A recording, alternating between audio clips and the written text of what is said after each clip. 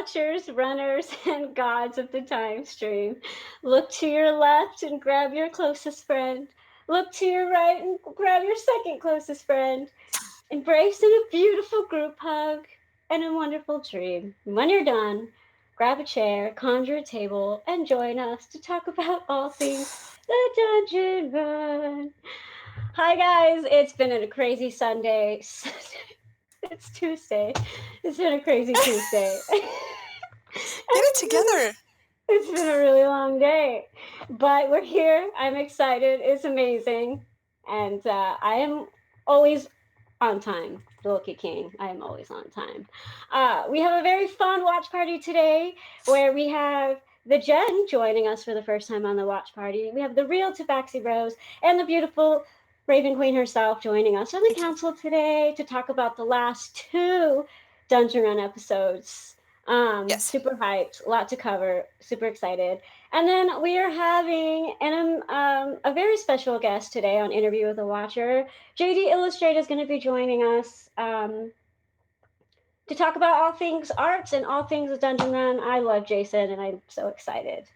So before we dive into the council, Renee, why don't you go first on your thoughts and feelings of the last two episodes?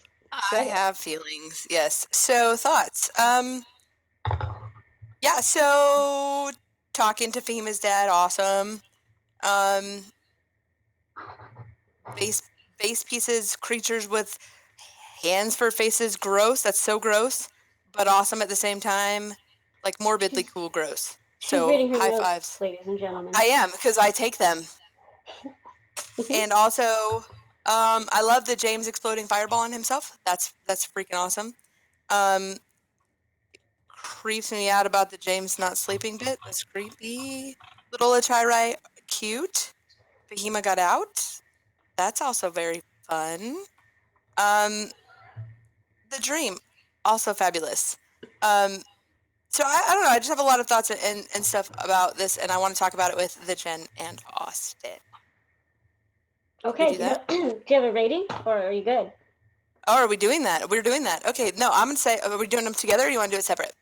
Separate. Okay, so the first one, I'm going to go, okay, so Halloween, I'm going to factor in Halloween and Halloween costumes because I love those. And I'm going to say 8.5 for the first one. Okay. And, I love the escape, and I love the fight between James and Ugo, and I just loved everything about all of that stuff. It was just really good. I have a lot of things to say. Anyway, so 8.5 on that guy, and then the second one, I'm gonna go with an 8, solid 8 on the second guy. I thought the dream was beautiful. I loved everything about it from the moment James spoke to her. So okay. So my thoughts. The first episode, aka the Halloween episode, a masterpiece. I absolutely loved all of the goth / insane clown posse outfits. I know Jeff said he was worried about the outfits kind of messing with their in character personas and how it would just not be able to be taken seriously. I think he was worried for nothing. I think they all did an absolutely beautiful job. There was so much character development. The pacing was absolutely phenomenal on the Halloween episode. Both counts on Fahima's side of the story and on the party side of the story. It was a very explosive, well-paced, amazing. Couldn't take my eyes off of the episode. I do also give it a solid 8.5. The second episode, the dream sequence was one of the most heartwarming, wholesome things I have ever seen, and it was beautiful. I think it was definitely the kind of fun hang back episode, not only the cast, but I think we all kind of needed. Just 2020, it's really getting to us. So I think it was a really beautiful chill back episode. So with that said, I give it a solid 7.5. How'd I do, Renee? Collecting thoughts. No, yeah, I get it. There's a lot to think about. It's a lot to digest, yeah.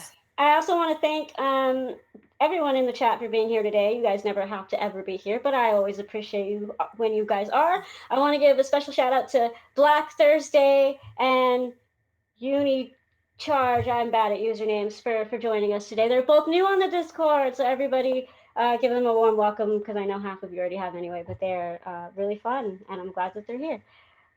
Yeah, see, welcome. They're amazing. Oh, and to Wendell Home, who's also said it's their first time here.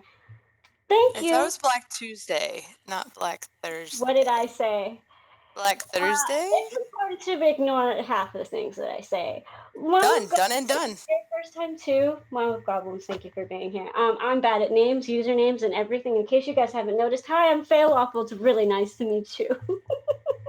We'll just call them Dave. Oh, everybody's Dave. So yeah, we all have, like I said, we have a lot to say.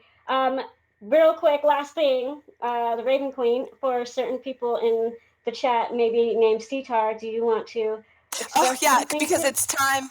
It's definitely time for the watch party, Sitar. It's time. Watch. Wendell, I'm going to call you Wend because I'm, again, bad at everything. In chat says, my name is actually Dave. Hi, Dave. I will literally... What a coincidence. I'm literally going to call you Dave from now on. Thank you for being here, Dave. You are awesome. And it is true. We all know Dave. That's for you, Sitar, the watch party. Yeah, that's for you. It's finally a real watch party. We are amazing. Yeah. I seriously love all of you guys. So before I talk to you guys ear off for no apparent reason, let's bring on the council and dive into these two amazing episodes. TheJenn, Austin, are you backstage? Yay! No, right there. Jen, do you still love me? What? Did I do what? Love you, Jen? I think she said, do you love her? Are you her friend? Do you still love me, Jen? Yes, I do. I still love and adore you. Yes, even though it was all your fault, but it's okay.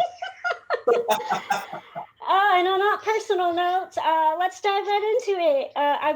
Again, there was a lot of really cool character development and relationship building in the past two episodes, and I'm curious to hear your guys' thought. First, specifically on the big blow up during the Halloween episode and the big argument that happened within the party.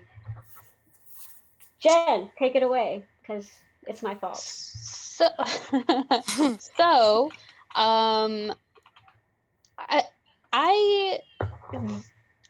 I come from a very large family with a lot of siblings, so I definitely understand like the James and Ugo arguments. Like they argue like siblings. And I know they bring in the whole blood brother aspect and everything. I do kind of agree with Ugo about James kind of talking down to him often. Interesting. And as the older sister, I understand because I do it as well. But at the same time, I understand James's concern with lack of tact and, honesty without tact is just cruelty kind of thing. So while he's always very supportive of Fahima with the whole, she can kill everybody. It's definitely a compliment in his world. And I don't think that James ever kind of gives him the benefit of kind of like that double-edged sword, I guess, kind of thing. They always take it so literally, and I can understand Ugo's frustrations but I mean it as a compliment. Interesting. Before I get my feelings on that, you gave a thumbs up, so Austin, you can go next.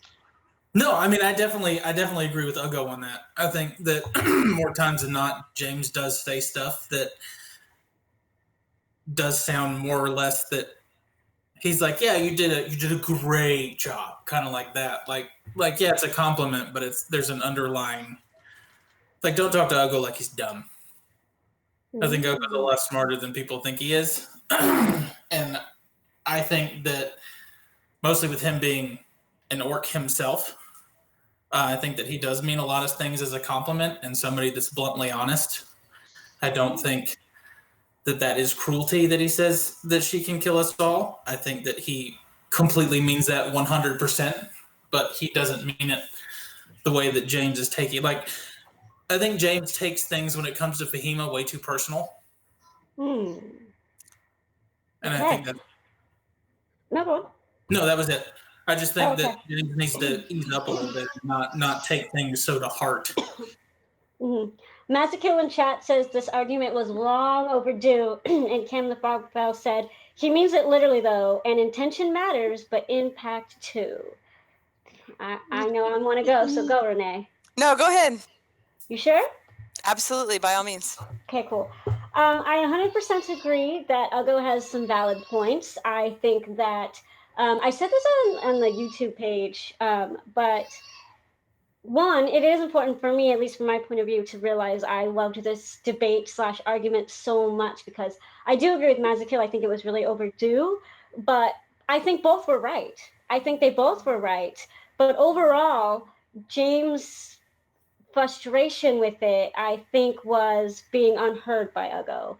And so what I said on the YouTube channel was basically that we're dealing with a very big, different culture and communication, because you two are both right. Ugo is straight up, I mean what I say, it's a compliment, and he doesn't mean it to be mean. That is how orcs communicate. This is the truth. This is where I don't understand the problem. It's very simplistic. Whereas James is coming from more of an angle of, listen, guys, this is a 17-year-old girl who's going through a lot, is by herself over in that camp, and she needs support right now, and you, one, not only saying that you betrayed everybody, two, not only continuing to say, hey, you're going to murder us all, and three, saying, oh, by the way, one day, if it comes to it, I'll kill you. That's so much to impact on a 17-year-old girl who gets 5 minutes with her family. That's a lot. And so the fact that in that debate where Ugo couldn't see that, and I love the part where James, which is, it touched me, when James was like, do you remember the very first thing that you ever said to me when you heard I was a librarian? You said I was useless. As Cam said, impact matters. And I think James had enough as far as Ugo. We've said it, we've made comments about it, you're not taking that in. You need to be more mindful with your words because Fahima is very fragile and we need to be careful moving forward. Hey, I found my words pretty quickly, guys. Happy Tuesday. Yeah, it's Tuesday, yay! I agree, and I had that point as well. With the miscommunication, I think that is definitely a factor. And I knew that this, I agree also with Masakil that this argument or an argument was building anyway. There's just so much emotion over this amount of time that just nobody's really dealt with anything per se. You know, they really haven't had time to process anything, that something was going to blow up at some point. I did not necessarily see James and Ugo right now. But it was beautiful and it was organic, and I did not see Civ being the counselor, but he was, and he was very effective. And I loved that he sort of opened up to James and said, this is what you said to me, and what you said mattered to me. So you matter to me. And that was very important, I think, to let James know that what he says does have an effect, especially on somebody, you know, with a history or with tendencies like Civ, you know, to do certain things or whatever. And so I think that was important to James to know he is heard on some kind of level like that. And I think it was important for them to kind of have that blow up and come back together, miscommunication type thing to kind of hash that out. I thought that was important. I do agree that they both are right, Jen and Austin. I think that's absolutely correct. Oh, yes, you too, of course. But yes, I agree. Well, and I really went in depth on James' point, but since you jumped the gun as far as Civ, I 100% agree, by the way. What a beautiful moment. But I will say really quick on the Lily Ugo conversation, I do agree with you guys when it comes to Ugo. And my favorite, my second favorite, because I agree, for me, Civ being there for James in that moment was the definition of beautiful for me. But I also equally loved, and this is where that kind of orc communication comes from, that culture. Ugo said, I speak truth, one, because that's how they are, but two, because I don't understand simplicity. Like, that's all I know. I don't understand complex. If you teach me complex, I will speak complex. And when he was saying that to Lily, and I thought that was so beautiful. He's like, I may not understand, but if you teach me and show me, I'll try. And that was so beautiful. It was so beautiful for me. And Civ, 100%, like, James needed someone to be, again, similar to how James was fighting for someone to just be in Fahima's corner. Civ saw that James needed someone in that moment, and so that careful little pat on the shoulder, that reassurance that, hey buddy, I got you. You're what you say matters too. Like, it was so beautiful. I was oh man, it was beautiful. Okay.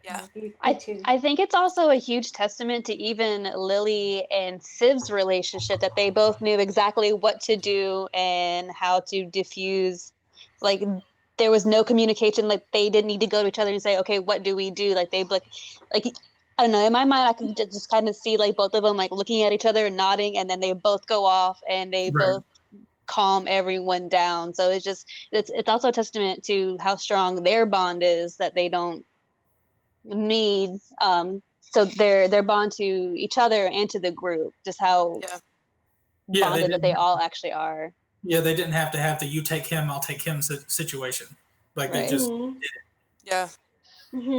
And Lily Doublestep fan in chat said they both just needed to vent their points, and I 100% agree with that. I really do think they both had valid points, and what Renee was saying earlier, it was just boiling, and we were all kind of waiting for that moment, and it exactly what you said, Jen. It was just a testament of their acting, their character skill. I mean, it was so organic and beautiful and natural, and it was just it was great. I loved it when they came back together and Lily was trying to push him to hug or whatever, and Ugo kept telling James, I could just see it in my head, just a little do push, do push it back into the kneecaps. Yeah, when Ugo was saying, I want to be better, not better, but like I want to, make myself better because you are better, like I want to do these things because I see you and how you are, and I want to be like that.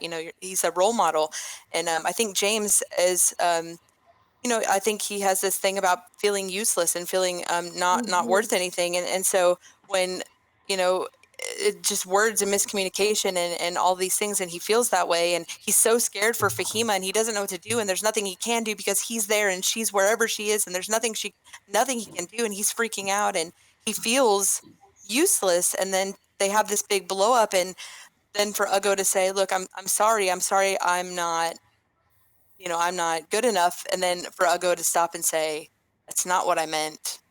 Let me choose my words better.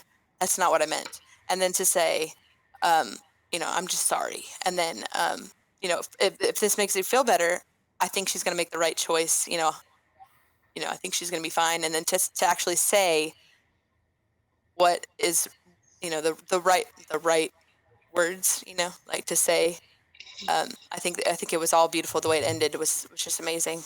It wasn't, you need charge in chat. The comment went away, but you said something about an argument or discussion should have 3 points. One is it good? One is it kind? One is it necessary? If I read it correctly, I think that's it, and everyone's agreeing with you. I want to point out that I disagree with that, and I think that was kind of Ugo's point. Is Ugo was saying, even if it's difficult, the truth is difficult, but that doesn't necessarily mean we shouldn't say it. Right. Okay, was that on her? And I was like, oh my God, someone's at my door. No, it's my child. Hi. You're so cute. Hi, baby. Hi. But no, I think not to pick on the new guy, but I really think that was also part of Ugo's point, was that just because it's difficult and not necessarily kind doesn't mean it's not true. Like, he was trying to say that sometimes the hard conversations do need to be had. And I think that's Yeah. also true. But, words do matter, and how you express the truth do matter. And yes, Yeah, I mean, my kids are that all adorable. goes back onto what he says. He doesn't necessarily say she will. He just states the fact that she has the ability to. That Yeah. doesn't mean she's saying. That doesn't mean that Ugo's saying that like she's going to kill us. It just she has the ability to. So Right. Yeah. if he remembers Well, that, maybe she'll be more careful for what road she yeah, goes down. and I also think that a lot of James's frustrations come from him projecting a lot of his vulnerability on Fahima. It's very easy to see her as the youngest member, as the one that's growing into, but he hasn't had his powers very long either.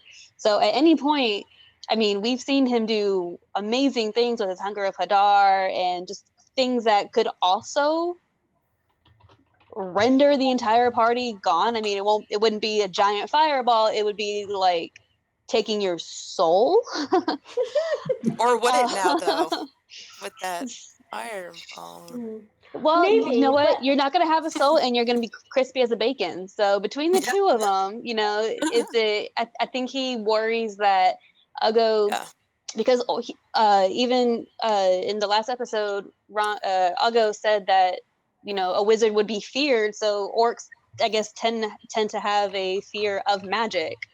So I think a lot of James's frustration is, okay, I also have this magic. At what point is Ugo going to start saying I could and potentially would hurt the party because of these powers? So I think that's also some like underlying Maybe that goes psychology. back I to don't know. his insecurity though, possibly. Yeah, possibly. But I still, you're not wrong. I think James projects a lot on Fahima and vice versa. I think that's how they bond and relate to each other Mhm. as wizards or mages or magic Mhm. users in general. But I really do think, for at least the way I see it, is the overarching point for James. And I think that comment may have exploded the argument, but I really do think his frustration was, we need each other, and you saying these remarks didn't help. And I mean, that's why Right. he made a point to say, you literally told her she betrayed us. And like that, it was his choice of words to her that set James off. It was that, no, we need to show her that we believe in her, we're there for her, rather than these just awkward timing truths, these awkward timing conversations. I think, Ugo's again, so I do. great at awkward truths. But Right.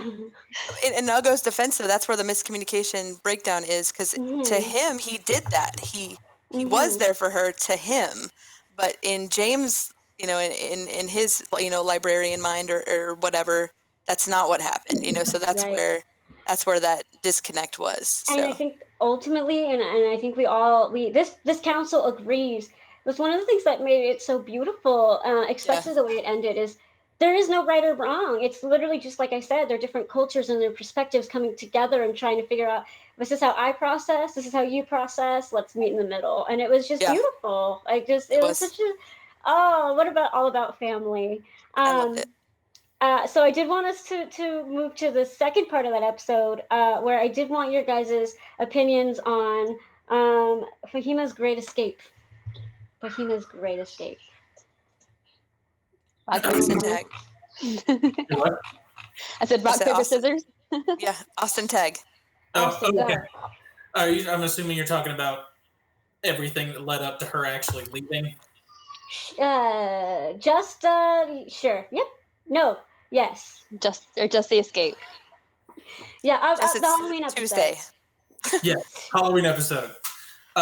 When she turned in the water, I thought that was a good move because then she could, quietly make her way to Zanelka. I'm very excited she got Zanelka out. That was awesome, and it was very cool how she got Zanelka out. Me listening to a lot of this on the podcast in my truck because I can't exactly stay up late enough. As I was freaking out going down the road because she just left me all by her lonesome in the room.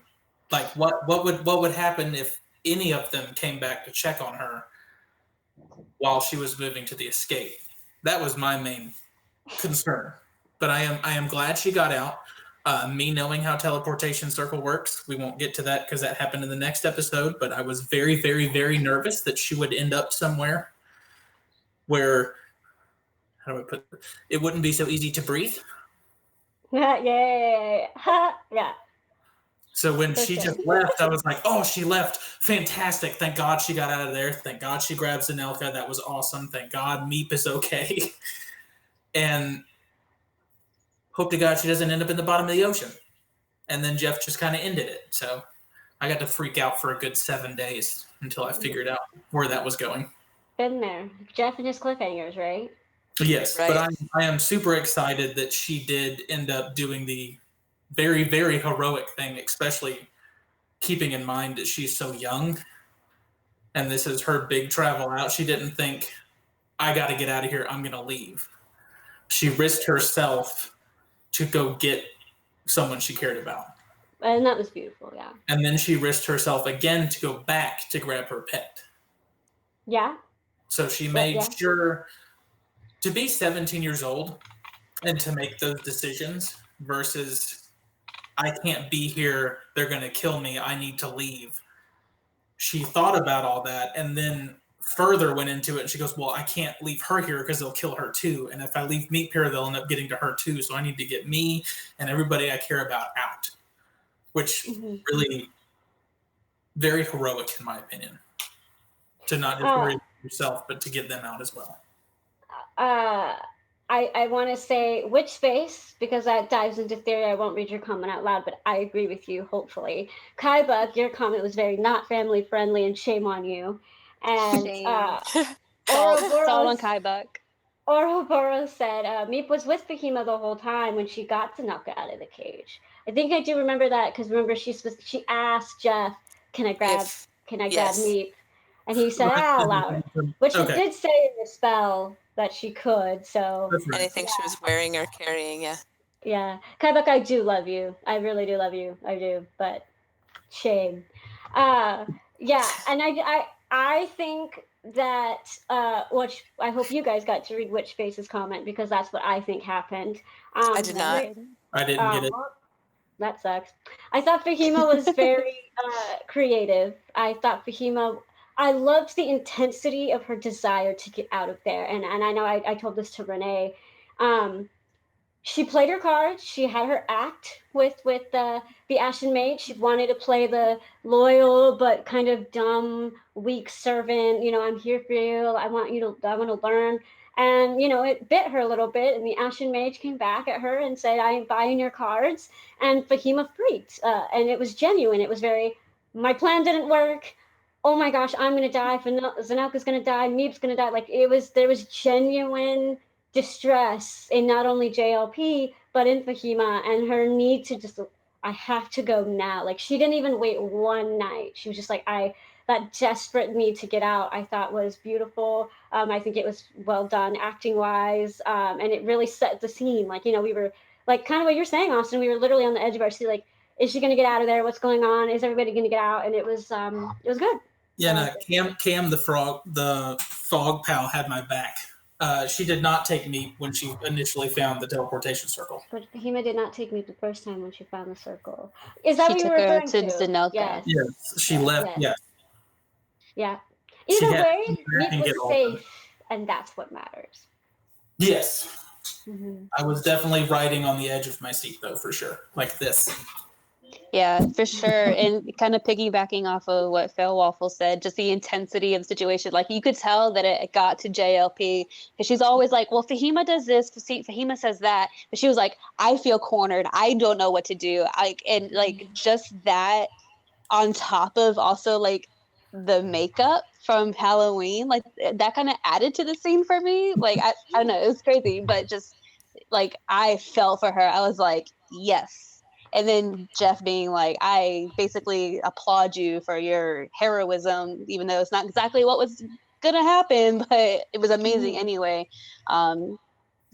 So yeah, that was like my favorite part of all of that was like how intense she got. And, you know, we see the cast, the party members, the cast members get into these like really serious roles. And I think that might be like the most intense one that I've seen from JLP at least. Mhm. Absolutely. I say I love that she stuck to her, I'm not doing this. This is my line, Calcutta, and I am not doing it. I'm not. And she did not bend, and I love that because she could have. You know, as Nelka said, you know, if it comes down to it, do it. Mhm. And You're talking about when they were all in her room and in she her had thing, yeah, and yeah, Calcutta said, "Do this thing, prove your loyalty." yeah. And Behemoth said, "I'm not doing it. I'm not doing it." And she could have, you know, she could have done it. She could have proved her loyalty, and she could have kept going. But Fahima said, "No, I'm not doing it. That's my line, and I'm not crossing it." And I loved it. I love that she stood her ground, and I love that she's growing into her own, and she's maturing, and she's standing up for what she believes in, and she's not wavering on that. And I absolutely loved it. And on the escape part, I loved. To me, it felt like she was thinking like the party. You know, she wasn't thinking like a hasty teenage girl. She was thinking like, okay, you know, like in my head, I'm thinking like, okay, I know Siv and James do a lot of this kind of stuff. So, okay, so I'm going to go back to where I was and I'm going to, okay, I'm going to do this, you know, like in my head, that's what I'm thinking, you know, like if I were her, you know, like that's just kind of how I saw it. She wasn't thinking like frantically running around or like, you know, she was, to me, she was more strategic than she has felt in a while to me. So I loved how mature she approached it, and I did on Jess's point. I did like how she had the sense of urgency. I have to go, and I have to go now. This is a matter of literally life and death for not only Zanelka but myself as well. We're going now, and that's what's happening. And I loved it. I do want to mention because it was so beautiful. Chef Scott in chat said Jeff rewarded JLP for her creative role playing and strategic thinking. Definitely agree with that. Unicharge said she has her boundaries. Yes, and I can't. Doc Lannister said that she's stronger in her morals. I 100% agree. And to follow Yeah. Renee's point, yes, on her end of that episode, the best line for me was when she said, "Listen, listen. Caring about creatures and monsters is who I am at my core. I can't do this." And it was so one. Yes, she really. I was actually surprised, not that she said no, but how just like honestly open she was about why she was saying no. Like she definitely was going back to like the root of who she is as a person, what she stands for, what she wants. And I agree with Doc Lannister so 100%. She's becoming more, you know, which I've enjoyed seeing her journey. She's always been this kind of what are morals? Where do we stand? Who's doing what? Let's talk about it. And that's beautiful. But yes, you can see now she's more like, no, this is where I stand. Nope, this is where I think. This is what I believe. And it's just so beautiful and wonderful. And I second that so Yes, much. I love Right. it. Yeah. I love Yeah. it. It's real easy to be naive and say, yes, this is what I believe in. But when you're actually put to the test and like, yeah, like this is Yeah. what this is who I am. This is what I stand for. Yeah. I loved it. And go ahead. No, I was just gonna say, yeah, it's very important for her to be able to stand her ground for what she believes in, even when faced with something that drastic. Yeah. And do I think that we missed out maybe on some stuff in there? Maybe, but Oh, I will say my one regret. Well, I'm. It was a bittersweet moment. Okay, one, I so loved the baddies. I will be honest. I was not ready to leave the baddie camp, and I know. yes, what Cam I said, know. we didn't see Ertenfurt. That was my only goal, and everyone in the live chat can confirm. All I kept screaming the entire episode was, "Hey guys, we got to see Ertenfurt. Hey guys, we got to see Ertenfurt," Yeah. and then never happened. But Yeah. hopefully soon. But still, even that small moment in the baddie camp, Fahima did some grown up by her little self, and it was great. It was wonderful. I mean, I really liked it. I really enjoyed that part. Yeah, no, She did so good. Yes, no, I know that's the bittersweet thing. I loved exactly how it played out. It was just kind of like a, dang it. So I agree with Unicharge that when we get Ertenfurt grab and taste next, it's going to be that much more great for sure. Last question. You know he's there. Huh? You definitely know he's there because she saw yes, the. Yes. Yeah. They teleported there. I just wanted to see him. Oh, I wanted to see him so bad. My last question is for you guys is, into the next episode. I'll go first just because I already said it in my little intro thing. I think for me, the most important part of this whole episode, for me personally, was the dream sequence. I know we had some intense moments with Zanelka in battle, which got me a little like, okay, what's happening? But I think at the end of the day, the MVP of that entire episode was the dream between Fahima and James. Again, so wholesome, so sincere. You could see genuine emotion on both JLP and Morgan Peter Brown's face. I just love how basically everything I was saying Morgan wanted the party to give Fahima in that episode of like support and I'm here for you. James was like, I'm going to give it to her tenfold. We're going to Bingle. I'm going to conjure the party. It was just so beautiful. And the fact that Fahima said, can you, I know it's not them, but like, can you, like, she was fine with him conjuring them because she was like, I'd rather be with them and you guys than be alone. And that was just, I think a hug and it was beautiful. What were your guys' thoughts on it? Can I have James Quillis narrate all of my dreams, please? Because yes, that's like the number one melatonin pill in the world. I was like sitting at my desk at work listening to it. I'm like, I could fall asleep to this right now. You're on the sands of Bingle. The sun's high in the sky. It's just like, yes, all of that. Yes. It was. So we all just agree it's just magic. Yeah. Listen. It's like the most you know, that spell, it can be so, I mean, like James said, like he can make it someone's nightmare, and to use that spell in such a beautiful, peaceful way, which differs from a lot of his kind of magic, with a lot of the brain stealing sort of stuff. And he made it peaceful for her. So yeah, super great. Yeah, it's almost as if, again, as far as that connection and understanding Fahima and James have with each other, that James too, exactly what you just said, you know, inherently I can do nightmares, I can do this, I can twist your dreams, but I'm going to use it for this really beautiful moment instead. I'm going to use this dark power for something beautiful. And that's exactly what I was going to say.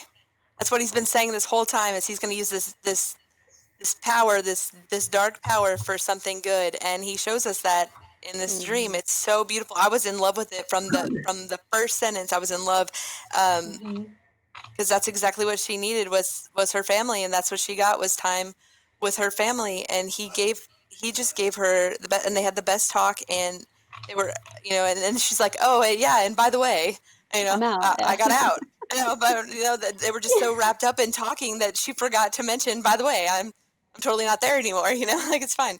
So I thought that was great too. And you said the line that one of the ones that I'd rather be with you than alone. And I thought that spoke volumes. And then also the other one was, thank you for trusting me. It means the world. Yes. And that was super important, I thought, to just nail it home that like Fahima wants to do the right thing, you know, like she wants to. And I mean, all she needs is that bit of encouragement. She needs her family, and she can do it. You know, she just needs that trust. Yep. That's all she wants. She wants her family, and she wants that trust. Yep. That's it. Austin, final thoughts on, well, that, but in general, final thoughts. Well, I mean, my thoughts on I disagree, Kai Buck. I disagree. Me too. I don't even know what happened, but yeah, me too. Oh, yeah, but that's a conversation for a different day. I know. I was just gonna say I disagree. Austin, final thoughts. No, my thought process on the dream was they don't know what all she's been through. They know she was there. Right. They don't know any of the details of what she'd been through when she was there. So I think her going through all that and what we just talked about her being in the chamber with Zanelka and kill her and show your loyalty, then she gets out, and then she's out for an undisclosed short amount of time, and then ends up in a big fight. Yeah. And I think that dream sequence is exactly, that couldn't have come in a more perfect time. I agree. Because it's exactly what she needed to help push her on to find her family. Yeah.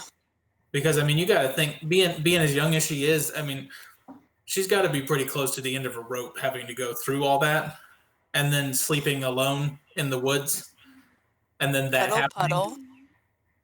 Cuddle what? puddle. That's my favorite thing. A cuddle I puddle. know. Cuddle, cuddle. Yeah. I just think that couldn't have come at a more opportune time in order to Yeah, get it was that perfect. last bit of strength in order I can do this kind of thing. I agree, Cam. Yes, and what James does things well, and like when he nails it, man, he nails it. And this was a total 10 out of 10, man. He nailed it. It was perfect. Perfect. Yep. I loved it. Jen, final thoughts Oh man, on my all final of it. thoughts Just are all of it. on all of it. I am so excited to see. I'm so excited to see how the group, or how Fahima and Zanelka move forward to meet the group. I am so excited to see the Ashton Mage's retribution on Yeah. Fahima. I am so looking forward to the consequences of all of this. 100%. And Kaiba, Cam, Renee, if you guys want to take that discussion to the Discord, we can. I know we all have pretty strong feelings on it, and I love that. I love that. Dave, my new best friend, says the online play contributed to the intensity. JLP had no idea it was coming. I agree, and Yeah. it was beautiful. And that was also the beautiful thing, right? Is we all knew why we just randomly switched back to her, but she didn't. And it was just so organic. As usual, one of the reasons we all love this dang show is it's so organic, beautiful. It's just. I'm gonna barf gold on this show as always. It's good. It's good. Yeah, so we can take all the I want happy Sunday. I want to thank you guys again, Austin and Jen, for being here, and Renee, you too. I really am thankful you guys are here. I always have a good time. Our pre-watch party conversation was gold, and to the bottom of my heart, you guys are amazing, and thank you for joining us today. Thanks for having us. Of course. I'm not done yet, Unicharge. We have an amazing special guest watcher today who's been very patiently waiting. Please welcome the one and only, the talented, the amazing, the hilarious, the absolutely wonderful human being, Jason, aka JDillustrates. Hey guys. How are you? How was that intro? It was pretty good. It was pretty good. So. Jason, again, thank you for waiting. I told you I wouldn't be exact, but that's how we roll here on the watch party. That's all right. That's fine. Why don't we dive right into it and tell us, you are one of the most well-known and talented artists in this community. Tell us how all of that started for you. Well, as far as the show goes, or just in general? Whatever your heart desires, Jason. Well, I actually stumbled across the show when they first posted it up, the very first episode on YouTube. Came across. I was just looking for something else to watch, and I was floored. I thought it was great. The cast was awesome. Jeff is an amazing storyteller. And just the little stuff like Airband and the Forces of Good and Evil, and the fan interaction, the ability to interact is pretty awesome too. So it was, it wasn't difficult to start to come up with some fan art for the show for sure. So. And my amazing tech Dyson Capes behind the stage. Whenever you want to just start throwing up all of his amazing art, we have planned. Just do it. I want to show. You sent me some awesome. Yes, that was you said was your first piece that you did, correct? Yeah, Uggo. Yeah, I just thought Ron doing Uggo was just awesome, and it's funny because originally when I did the Uggo piece, I used his facial structure. Because he's got such a distinct jawline when he does the Uggo voice and stuff. I threw that in there, and I tried to make it structure-wise as close to him as possible. not that he has, green skin and big teeth or anything like that, but Yeah. but it was good. It was and then after I did that one, I felt I needed to do the others, so I started knocking out the others, and then eventually they asked if they could use it on the show. So the portrait cards that they have on there are my pieces. So Yes, that was because pretty they're awesome. amazing. No, thanks. And then I actually got a chance to do the. Jared approached me when they were doing the second, second. God, I can't remember what it's called, with Sir Helvengard and Gus and Oh, all the those Mending of guys. Magic. Mending Yes. of Magic. Thank It's you. a Sunday. We're good. Yeah, yes, right. So he approached me and he asked me to do those for them also. So that was a pretty big honor. So The piece on screen, real quick, which I was surprised you said you told me was your favorite. It is. It's great. But you have no idea how many emotions this piece of art gave me, and you're rude. yeah, well, it was so good. I mean that whole sequence that Jeff played out with the cast was just so heartbreaking, and it just the art just kind of poured out. It was one of the fastest pieces that I've been able to put together. So it was pretty heartwarming, and I loved it, and heartbreaking really. So yeah. Oh, and I know we're sneaking this one in because this is one of I can't pick just one of your amazing art, but this is one of my favorites. And Jason, when we spoke about this specifically, you made some wonderful points about why this was so easy for you to draw and how perfect it was for you to draw, and I want you to kind of share that. Are you talking about the creepy baby one? Yeah. Yeah. Well, Jeff is amazing at being able to describe stuff, and it just makes it so easy to put stuff down on paper or digital canvas or whatever. But just like the little bits with the green energy showing through the cracks and all that stuff, I'm pretty sure he had described that, and I tried to make it as close to it as I possibly could. So It's perfect. And I know we talked about it, how like you're right, it is ultimately because of Jet's absolutely perfect description. But I did, because I was telling Jason that this was exactly what I had in my head, and that definitely is just a testament to how amazing Jet is. for sure. Keep going. Yeah. Tell us why you picked this one. I'm not actually seeing these, so which one is the let's one? Oh, I could. Okay, it's Ertenfurt. Oh God, well, Ertenfurt. I mean, he's one of my favorites. He's the rhyming and all that stuff, and I just loved the voice that he came up for with him, and another one where it just kind of came pretty naturally. I just love the idea of the little gnome and the big nose and kind of all with the big coat and everything. And He's amazing. Yeah, I loved him. Since now I know you're not seeing chat, by the way, everyone in chat was expressing that they're so excited to see you. And Ouroboros even said that JD is a wizard confirmed. Just letting you know, because you can't read the chat, so I'm helping you out there. Thank you. The next piece that is on the screen is the one you said took you the longest, James. Oh God, that one. So originally, and I got again, big props to Jeff. I had when I was designing the tree, I had come up with a sketch, and I actually sent it to him, and I asked him if this, if it looked like what he had envisioned, and he gave me some pointers, and I changed it up, and then I ended up, boy, the tree was just illustrating nightmare, because I drew each individual vine, and you kind of can't see it with the way everything's kind of shining and all that stuff, but there's about a bajillion interlocking and intertwining roots in that, and it was kind of a nightmare. It was, yeah. But I mean, it came out really well, and the end product ended up becoming one of my favorites too. So the next one on the screen is the robot. Oh yes, that one. I mean, it may not have been exactly what he had described, but it was. I love the robots. I think they're adorable little mechanical, nuisances. So I just, yeah. Yeah, keep going, Joey. Keep going. I got so much to talk about with this man.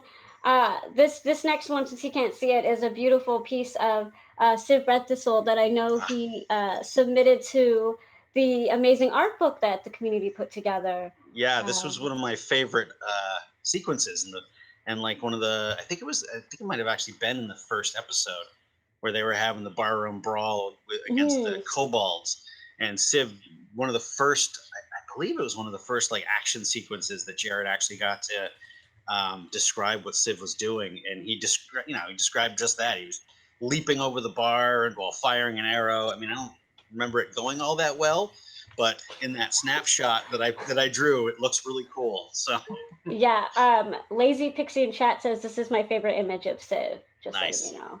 Nice. I added a bunch of. I actually talked to him about some of that stuff that the pauldron he's got on his shoulder. I had talked to Jared about possibly being leftover armor from when he was in the military. And there's a bunch of daggers and stuff hidden all over him too that I kind of stuck in there, figuring, he's a dagger slinging rogue. So. Oh, so cute. Joey, by chance, do we have? I want to bring it up now. I want to show all the art while we're doing it. I know we have. You sent us the beautiful picture of all of the things, the squares, all the stuff for the. Oh, yeah. I wanted to tell the story because it's okay. So when my son was in preschool, I started doing these things called the lunch bag pictures. They were 2.5 inch by 2.5 inch squared little tiny drawings that I would draw it, and I would ink it and then color it with marker and then hide it in his lunch bag in his sandwich. He had a little like Leonardo sandwich container. I put him in there. And I did that all through preschool and all the way up through second grade when he finally said to stop. And when it was all said and done, I think I had done about 850 or so of them, most of which we still have hidden somewhere. I've got them all digitally. I took pictures of all of them and I kept them in a database. So, but people ask sometimes, about tips for drawing and getting better, and I got to tell you, do something every day for a year or even for a month. I mean, as people noticed with the Inktober stuff, you just keep doing something. It doesn't have to be big either. You do something small like that. Eventually, it's like any other muscle. You just kind of end up exercising the creative muscle, and eventually you improve exponentially. That was actually what broke me out of a bit of a slump I was in when I started doing those. It helped quite a bit, breaking through some art block I had at the time. So. Yeah, and I loved that. I love that message, and I was actually going to ask you to go into that because I know this community has a lot of aspiring artists, and I know particularly, our most recent younger wave of fans are all aspiring artists, and so that's awesome. I loved that, and I love how your words were, even though I didn't initially like how you phrased it, you said that, oh, you're not a pro, you're a hack. Oh yeah. But when you explained it, I really thought that was beautiful. Well, I only said that because Scott and I always think of Scott and I, because even though we didn't really know each other very well before the dungeon run, actually probably much before, I don't know, 6 months ago, we became kind of close friends, sort of, I would say, and I like to say that we are two sides of the same artistic coin. He's the pro, I'm the hack, because he came up and he came up with the schooling and the shows and all that stuff. And I've just kind of been stumbling along since I was 6, just kind of drawing and learning how to draw with books and with the invention of the internet and with YouTube and everything else. So I just practice. That's basically all you can do. People can't get discouraged either. It literally, art is like a muscle. You just gotta exercise it and become this muscle memory, and eventually everyone can do it. Might be different. Yeah. Their style. A lot of people complain that they don't know what their style is, or they try and emulate somebody else's style, and eventually it just kind of kicks in and and it just clicks. Yeah. I just loved it when I'm not even an artist myself, but even when you said that, it touched me because you and I had a whole conversation about how like you don't have to take necessarily the academic route. There's no right or wrong way For to be sure. an artist. You have, like you said, you have to find what works for you and then practice and then work the muscle. It's just it was a beautiful message that like there truly is. It's just trial and error. For There's no sure. right or wrong way, and you've been doing this forever, and I Yeah. think just keeping at it and just being passionate and dedicated about what you're drawing and what you're doing is really key. There is a small difference. If you go the schooling route, then you at least get exposed to a lot of different types of art, painting and all that stuff. For me, I was hyper focused on one area, and then as I got older, I decided to start trying different things. And now I try each year to do something different. It was markers with the whole lunch bag picture thing for a while, and then I moved on to watercolor, and then this year was oil paint. So you can't be scared of it. You just got to keep trying it, trying new stuff. The only way you're gonna learn is to keep digging at it. So. And I second that advice, not only just with art, but in life. And it is so dang true. For sure. I told you, I did warn you, we were going to play a fun game today. Yep. Hit me with it. Yeah. For the Raven Queen, I wrote them down. I was going to just, whatever, but I wrote some of them down. I want the chat to participate. I'm going to start with some, but this game is called Can You Canada? Or can you cantata? Okay. Okay. So Sure. I want chat to pitch in with questions as well. So question 1: Can you keep a pet alive? Canada or cantata? Well, so far so good. Canada. Canada. I've got quite a few alive. So yeah, we have 3 right now. So fingers crossed, right? We have a dog and 2 cats.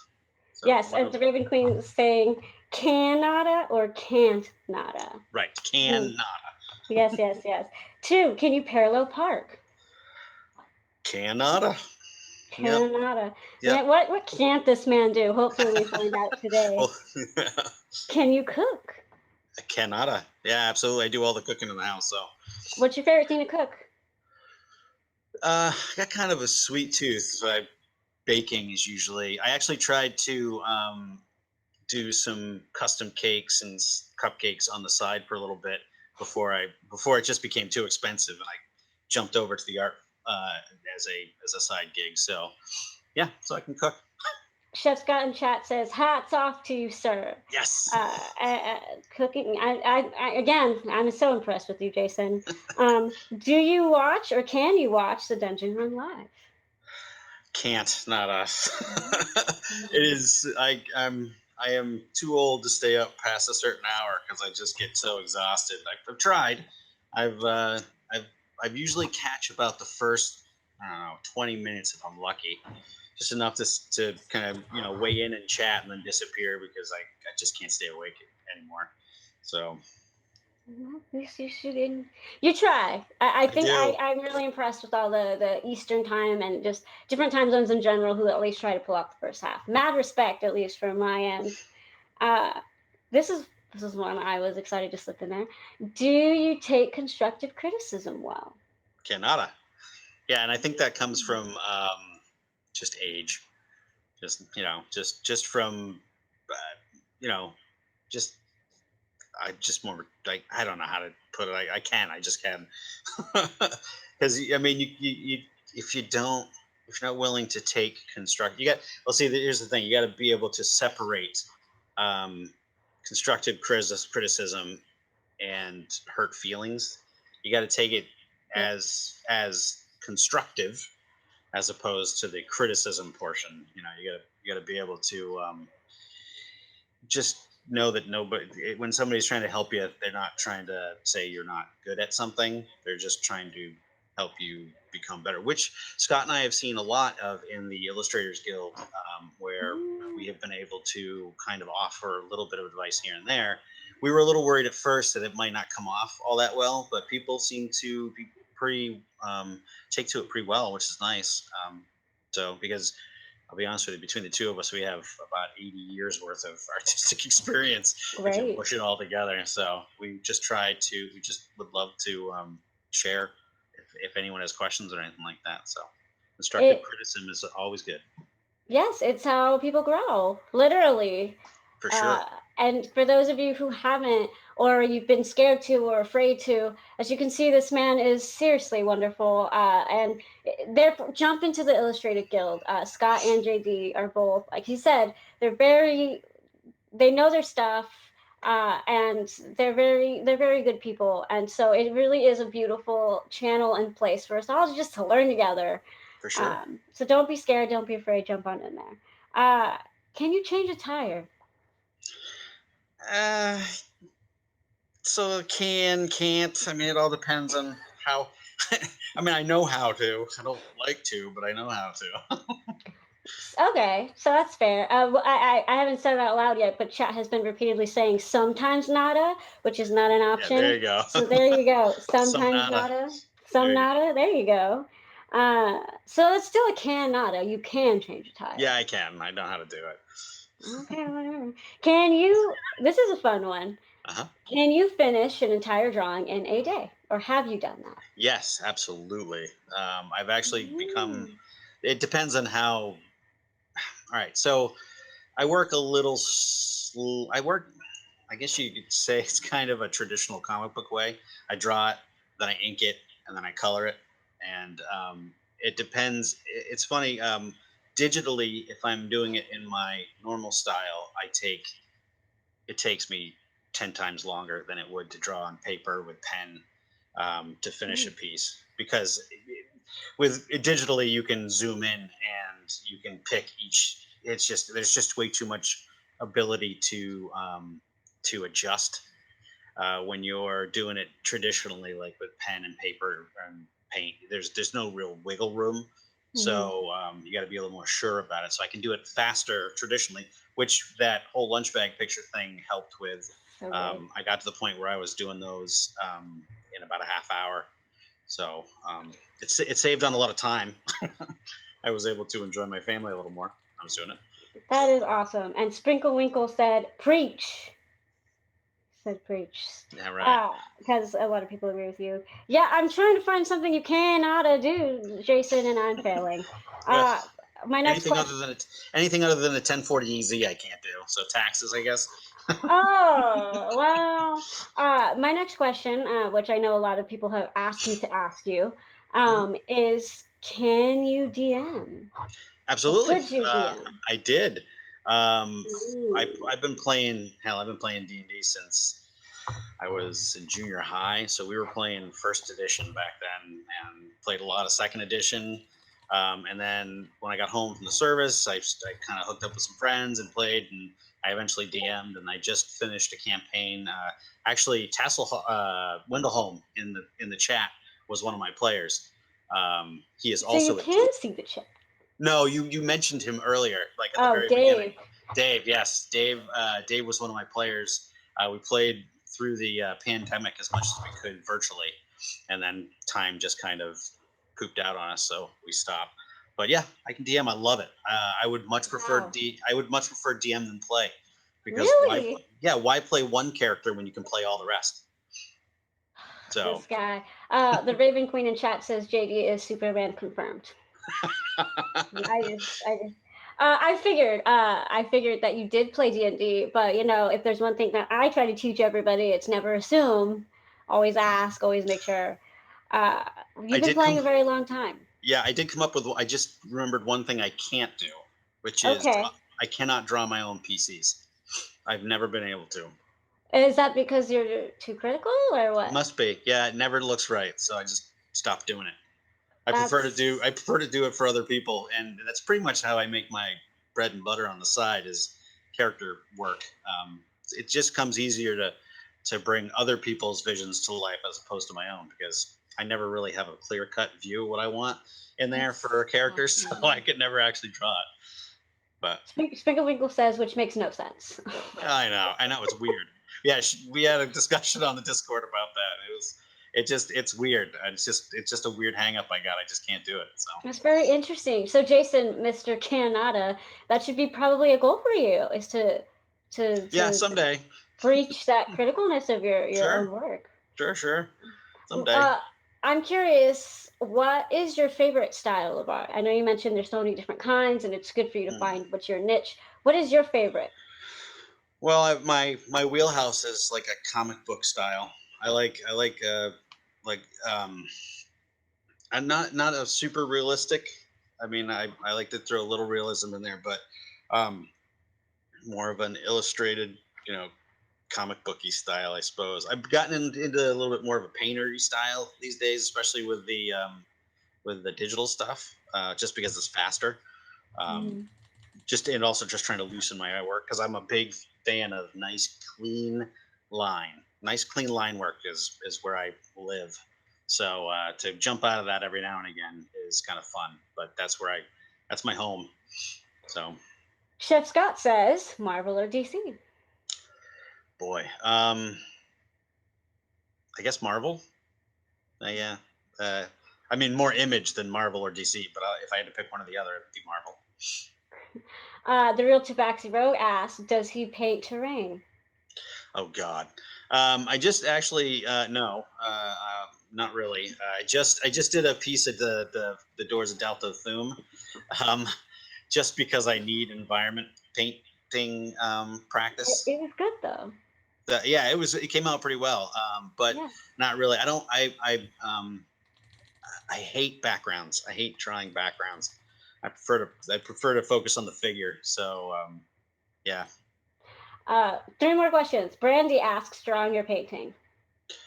Boy. I guess drawing because I'm a little more comfortable with it because I've been doing it forever. But painting is fun. Watercolor is a lot of fun. It's super easy compared to what I thought it would be.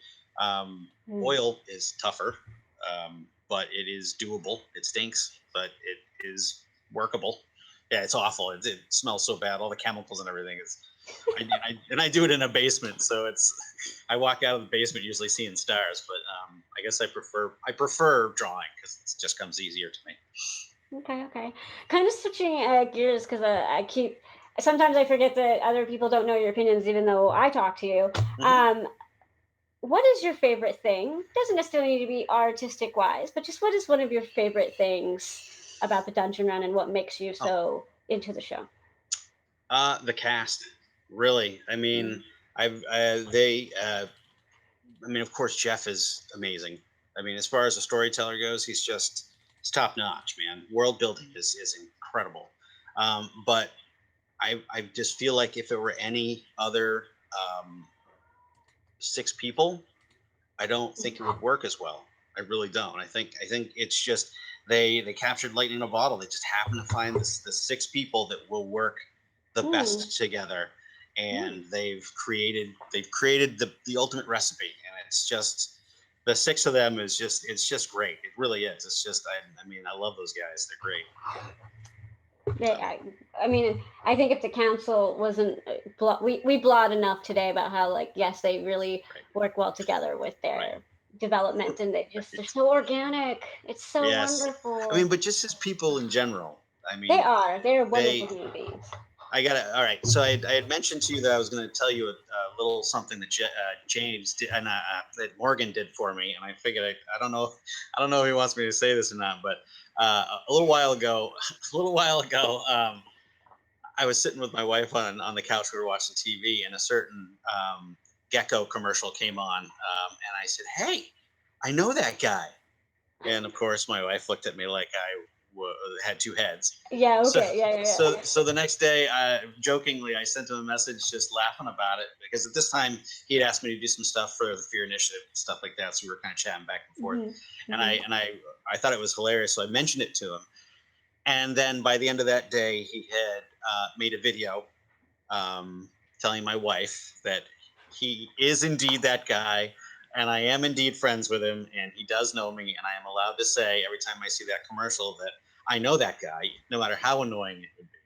So it was super duper sweet of him to do, and I have now showed just about everybody that I know locally that video over the last. I think it might have been last year at some point. I love it. It was an epic move. It really was. It was great. So Chad loves that. Morgan Crib Round is awesome. That's so cool. Way to go, Morgan. 100% winning. Hashtag sure. winning. That is For wonderful. sure. That is so cute. That's such I a know Morgan thing to do. the guy's awesome. I love Morgan. He's great. Yeah.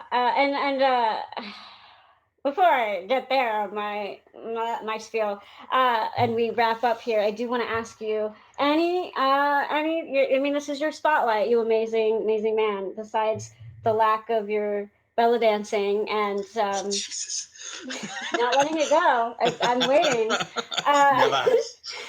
Is there anything else you want them to know? Any final thoughts, comments, concerns, questions? Just if you guys ever have any questions about art or anything like that, hit Scott and I up. That'd be great. We love talking about it. Dave said you're a great dancer, so I'm not letting it go. No.